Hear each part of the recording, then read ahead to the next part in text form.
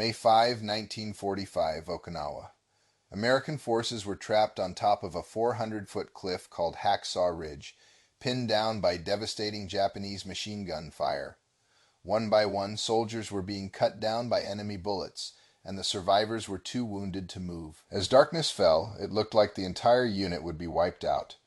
But throughout the night, one man crawled across that hellish battlefield, dodging bullets and explosions, carrying wounded soldiers on his back to safety. By morning, he had single-handedly rescued 75 men from certain death.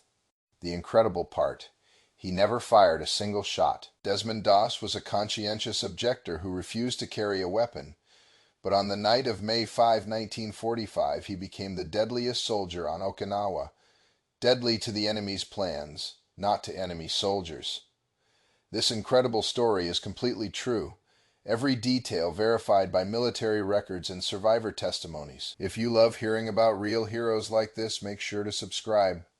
We share these amazing true stories regularly.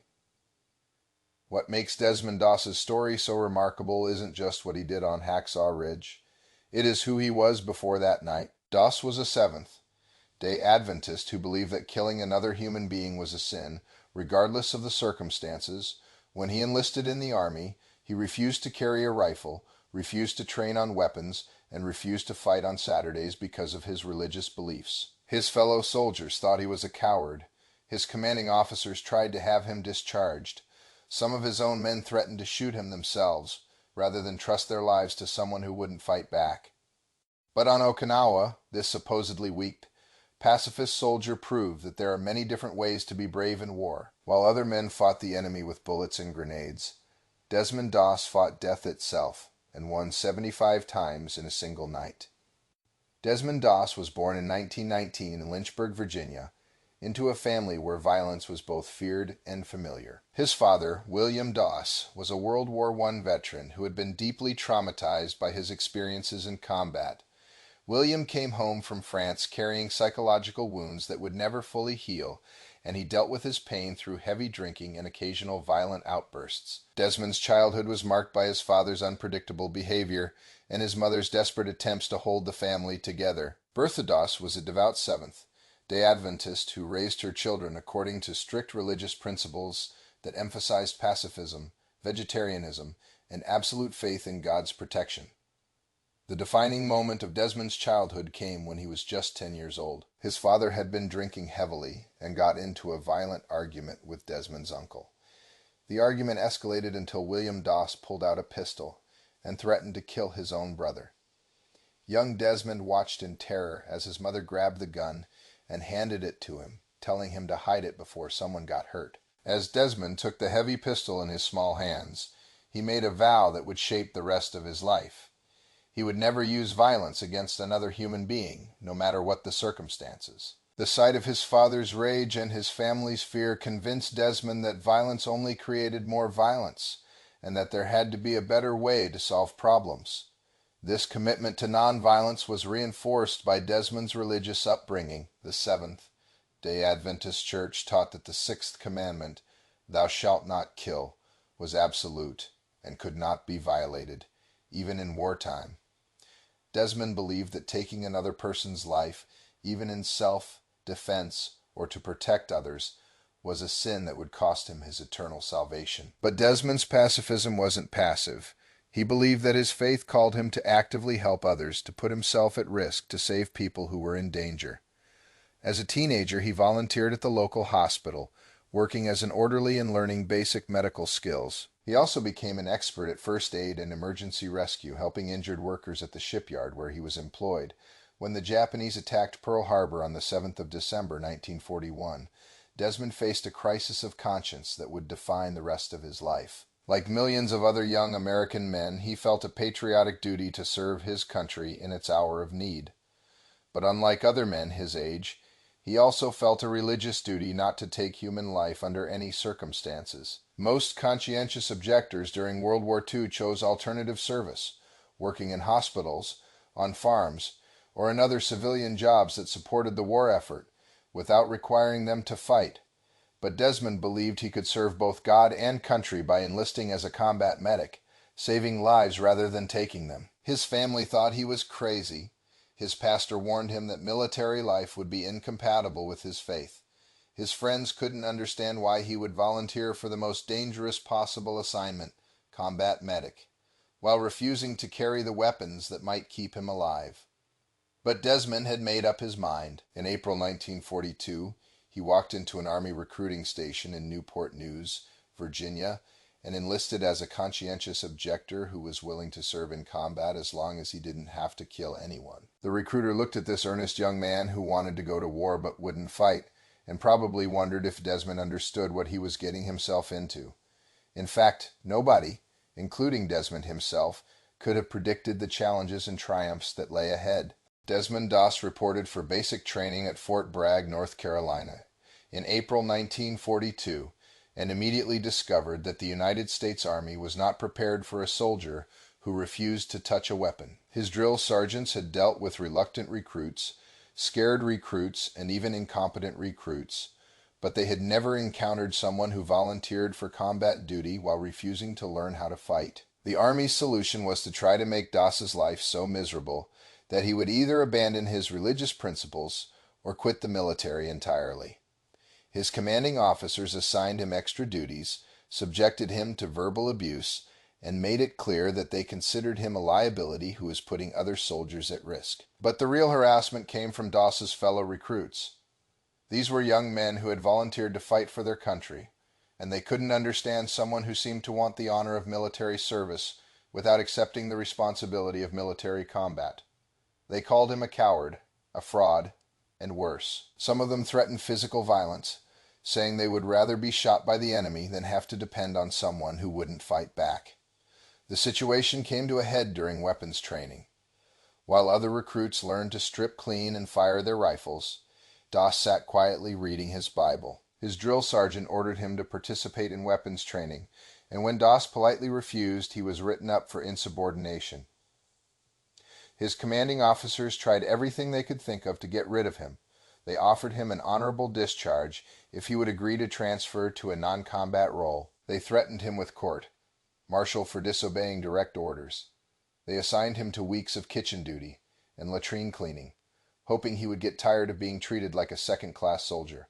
But Doss refused to quit. He endured every insult, completed every punishment duty, and continued to excel at the aspects of military training that didn't involve weapons. His physical fitness scores were outstanding. His medical training was exemplary, and his knowledge of battlefield first aid was better than that of soldiers who had been in the Army for years. More importantly, Doss began to prove himself in small ways that his fellow soldiers couldn't ignore when other recruits got sick or injured during training. Doss was always the first to offer help. He would stay up all night caring for soldiers who had food poisoning, and he never asked for anything in return. Gradually, some of his fellow soldiers began to see Doss differently. They still didn't understand his religious beliefs, and many of them still thought he was making a mistake by refusing to carry a weapon. But they began to respect his genuine desire to help others. The turning point came during a training exercise when one of Doss's squad mates was seriously injured in a simulated battle scenario. While other soldiers called for a medic and waited for help to arrive, Doss immediately began treating the wounded man, using his first aid training to stabilize the injury and prevent further damage. His quick thinking and medical skills probably saved his squad mate from permanent disability, and word of Doss's competence began to spread throughout his unit. Soldiers who had been calling him a coward started to acknowledge that maybe there was more than one way to serve in combat.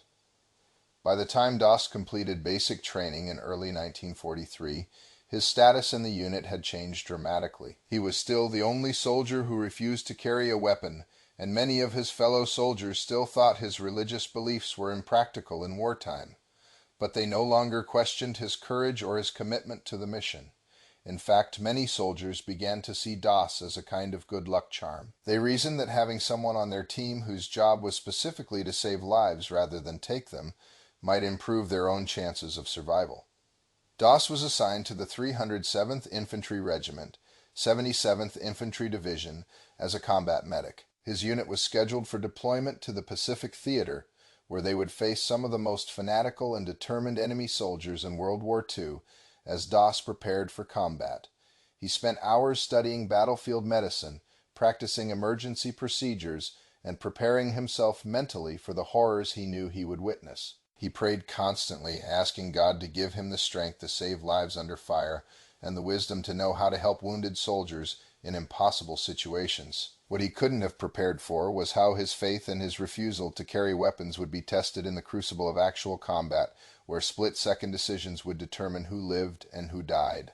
The 77th Infantry Division landed on Okinawa on the 1st of April, 1945, as part of the largest Pacific campaign of World War II. Okinawa was Japan's last line of defense before the home islands, and Japanese commanders were determined to make the American invasion as costly as possible. Desmond Doss and his unit faced an enemy that had spent months preparing elaborate defensive positions in Okinawa's rocky terrain.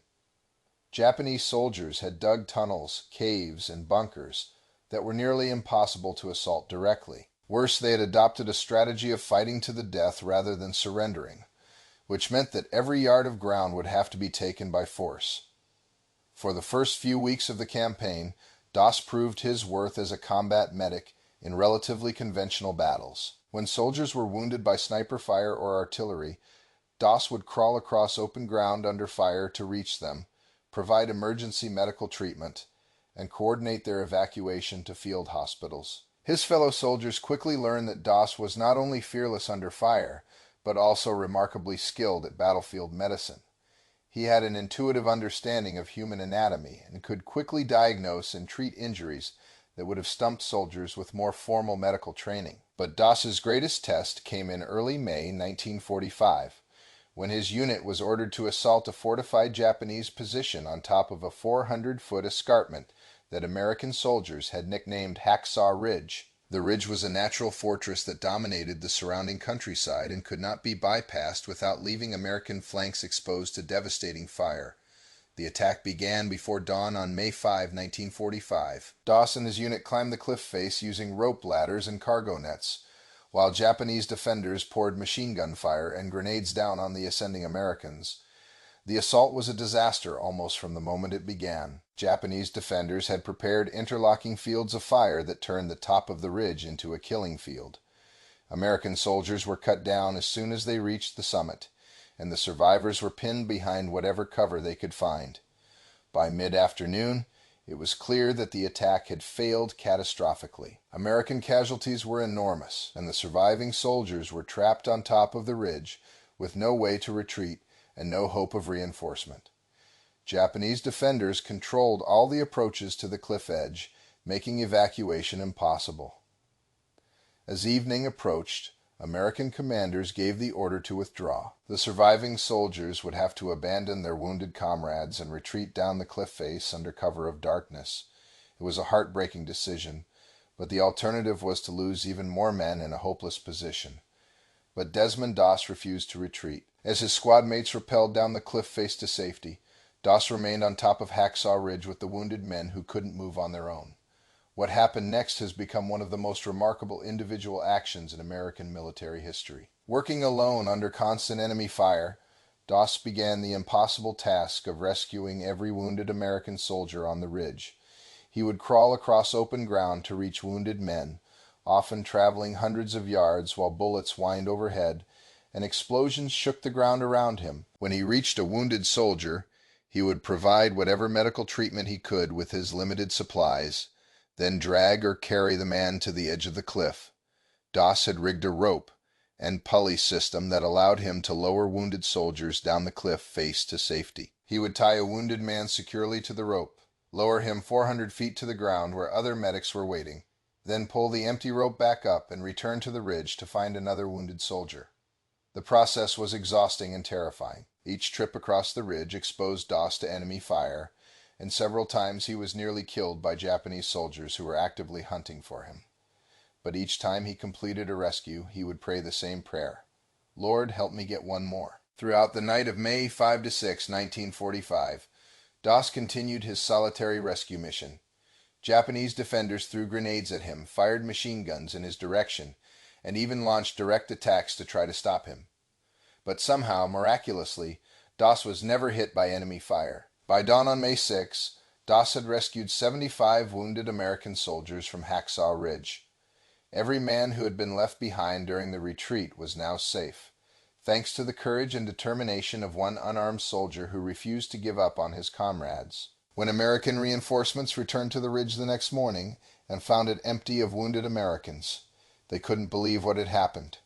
The officers who had ordered the retreat thought their wounded men were all dead. Instead, they discovered that every single one had been rescued by the soldier they had once considered a liability. The rescue at Hacksaw Ridge made Desmond Doss famous throughout the American military. Stories of the unarmed soldier who had saved 75 men in a single night spread rapidly through the ranks, inspiring other soldiers and challenging assumptions about what it meant to be brave in combat. But Doss's heroics on Okinawa weren't finished. Over the next several weeks, as American forces continued their assault on Japanese positions throughout the island, Doss repeatedly risked his life to save wounded soldiers under fire. During one attack, Doss was seriously wounded by a grenade blast that riddled his legs with shrapnel. Instead of accepting evacuation to a field hospital, he treated his own wounds and continued working as a medic for several more hours, helping other wounded soldiers before finally allowing himself to be taken to safety. A few weeks later, Doss was injured again when a sniper's bullet shattered his left arm. This time, the injury was so severe that he had no choice but to accept medical evacuation. As stretcher bearers were carrying him to safety, Doss spotted another wounded soldier who needed immediate help. He rolled off his own stretcher, crawled to the wounded man, and provided emergency treatment before allowing himself to be evacuated. By the time the Battle of Okinawa ended in June 1945, Doss had become a living legend within the 77th Infantry Division. His fellow soldiers, many of whom had initially questioned his courage and commitment, now considered him the bravest man they had ever known. But recognition for Doss's heroism extended far beyond his immediate unit. Military commanders throughout the Pacific had heard about the conscientious objector, who refused to carry a weapon but had saved more lives than entire companies of combat soldiers. In October 1945, Desmond Doss was awarded the Medal of Honor, America's highest decoration for military valor. The ceremony was conducted by President Harry Truman at the White House, and Doss became the first conscientious objector in American history to receive the Medal of Honor. When President Truman placed the medal around Doss's neck, he reportedly said, "I'd rather have this medal than be President of the United States." Truman's words reflected the extraordinary nature of Doss's achievement. He had proven that it was possible to serve with distinction in combat while maintaining absolute fidelity to principles of nonviolence. But for Doss, the medal was less important than the message his story sent about the compatibility of faith and military service. Throughout his life, he insisted that his actions on Okinawa were not superhuman feats of courage, but simply the natural result of following his religious beliefs in extreme circumstances. Doss believed that God had protected him during his rescue missions and had given him the strength to save lives that would otherwise have been lost. He saw his Medal of Honor not as recognition of his own heroism, but as proof that faith could provide courage and protection even in the most dangerous situations. After the war, Doss returned to civilian life and worked as a carpenter and hospital maintenance worker. He married Dorothy Shutt, a nurse he had met before the war, and they raised one son together. Doss rarely spoke publicly about his wartime experiences, preferring to live quietly and let others tell his story. But as the years passed, Doss's story became an inspiration to people far beyond the military community. His example showed that it was possible to maintain moral principles even in situations where those principles seemed impractical or dangerous. Religious communities, particularly pacifist denominations, held up Doss as proof that their beliefs were not incompatible with patriotic service. Military leaders used his story to illustrate the importance of moral courage and selfless service. Historians recognize his actions as examples of the extraordinary heroism that ordinary people can display under extreme circumstances. In 2016, nearly 70 years after his actions on Hacksaw Ridge, Doss's story was brought to a new generation through the movie Hacksaw Ridge, directed by Mel Gibson. The film introduced millions of people to the remarkable story of the soldier who saved lives without taking them.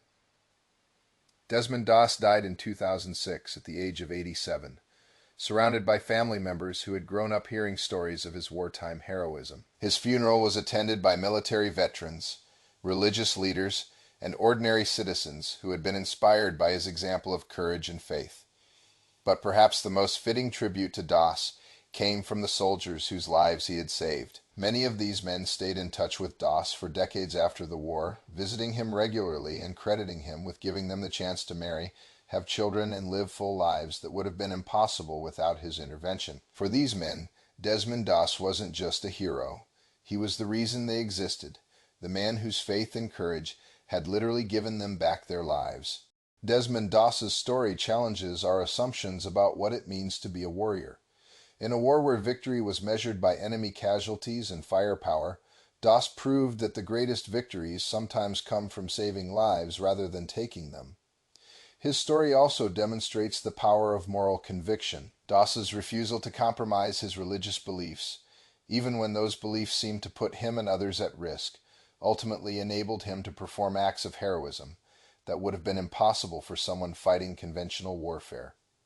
Most importantly, Doss showed that courage comes in many different forms. While other soldiers displayed bravery by charging enemy positions with guns blazing, Doss displayed perhaps an even greater form of courage by running toward danger while armed with nothing but his faith and his determination to help others.